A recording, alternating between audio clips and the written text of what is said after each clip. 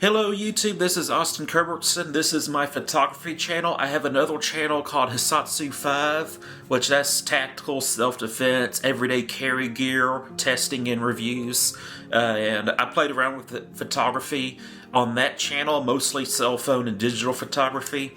And I got a Brownie Hawkeye from my grandmother on my stepdad's side of the family.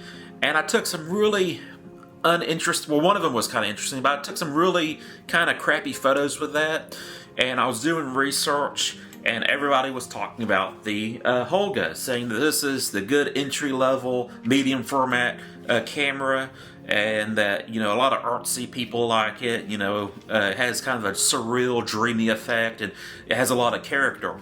And so I bought me a Holga, and I took some really crappy pictures because I had no clue what ISO was, what good shooting conditions are, Sunny 16. I had no clue of any of that. I just thought this was a camera that you just press the button and, you know, it takes pictures, and that's not really the case. You know, yes, you're firing the shutter and putting an image on, but you're not going to get a good image. So it was later in 2024 that I took my Holga and my Hawkeye to the beach, and I successfully took some pictures that are worth showing to people. And I'll show you a few of those right now. You know, I was super excited when I got my first decent images on this Holga, and within about a month or so, I got me a Bronica Bronica S2.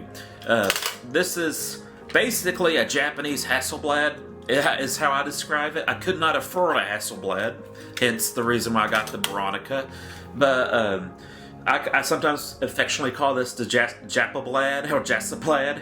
It's a Japanese medium format 6x6 camera, and it takes really good pictures. I would say it's probably one of the best square format cameras you can get at its price point, because let's face it, not all of us can afford a Hasselblad, and this was attainable for me, and it takes amazing photos, and I took some amazing photos with it. And I'm not a professional photographer, I'm an enthusiast, and I'm enthused about this hobby, and I want to share the experience with you and also do some reviews and stuff like that. And so that's where this video comes into play. I got the 6x6 negative Hasselblad Bronica S2. This is a more or less a professional camera of its time, and I got the 6x6 negative Holga, which is kind of the hipster camera. I do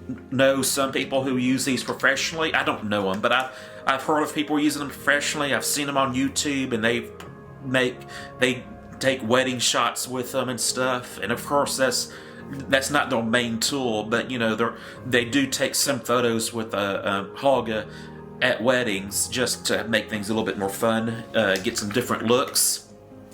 And right now, I'm about to show you some differences between Kentmere Pan 200 from the Holga, which is a plastic fantastic toy camera, and the Kentmere Pan 200 black and white film from the Bronica S2. And we're just going to look at them, just compare and contrast and see how they look coming from two different cameras. One heavy, precise Japanese engineering, and one out of molded plastic that you're not really sure is light type. And we're just going to see how they look with the two different cameras. And I hope you enjoy this video, and I hope to have some more photography-based content up in the future. That's it. Enjoy the show. Hello YouTube, this is Austin Kerbertson, and I'm going to go over some of the differences between the Bronica S2 and the Holga. And I'm reviewing the Kentmere Pan 200 film. It's relatively new. I just now was able to shoot with it. And what you're looking at here is the my 2025 Toyota Tacoma. It's a black-on-black vehicle at Crystal Beach, or actually it's Bolivar Peninsula in the Gilchrist suburb. And you can see there was no vignetting. You get a good bit of detail when you zoom in. You can see two people in the background. And this is from a Bronica S2. I like to refer to it as the Japablat, or Japanese Hasselblad. And here's the Holga, as indicated right there. You can see that everything's a lot softer, out of focus. You get a lot more vignetting, and you can see the little kid right there. And nothing wrong with a Holga for having fun, but I definitely would not really want this as a professional use camera. Here's the Miss Kim at the Stingray Marina, and this is with the Bronica S2. You can read Miss Kim on there, or Miss Kim 2. You can read Do Not Block Dock, and the signs. You can see that there is no vignetting, and that the reflections and ripples in the water are really well defined. Love this picture. Love this is like one of my favorite places to test out film. So usually if I get a new camera, I'm taking a picture of this boat. So here's the Bronica, not Bronica, but the Holga. And you can actually notice a lot more clouds with this picture. But you can see that everything's a little bit more dreamy, soft focus.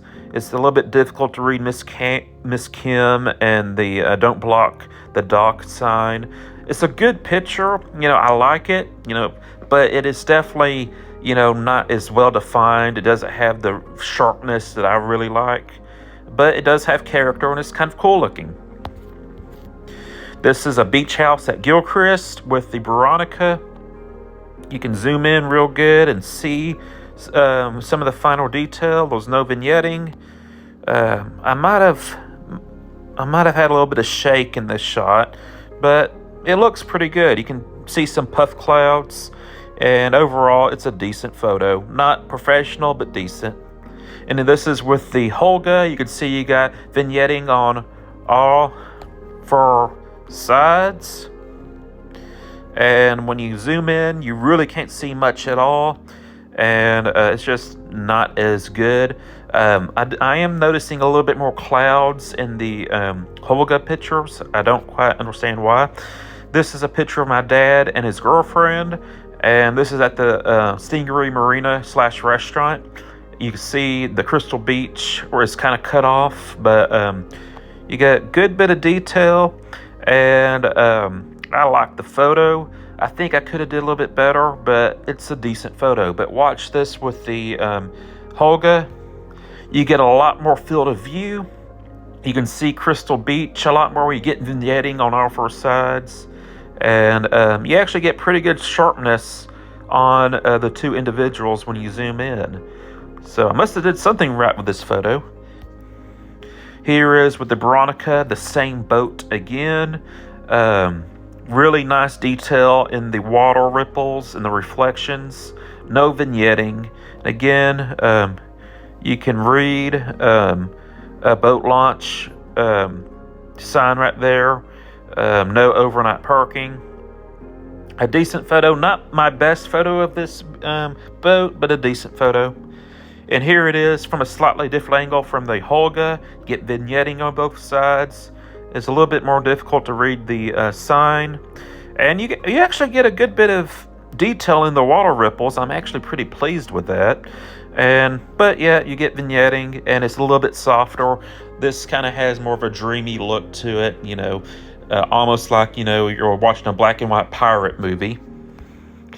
And this is the photo I took with my Kodak Brownie Hawkeye that really kind of motivated me to get the Holga.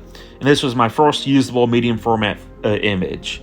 So that's it. I hope you enjoyed the video and the little comparison between the Bronica S2 and the Holga 120N using Kentmere Pen 200 film. And thank you for watching. I'm Austin Culbertson, and I'm out.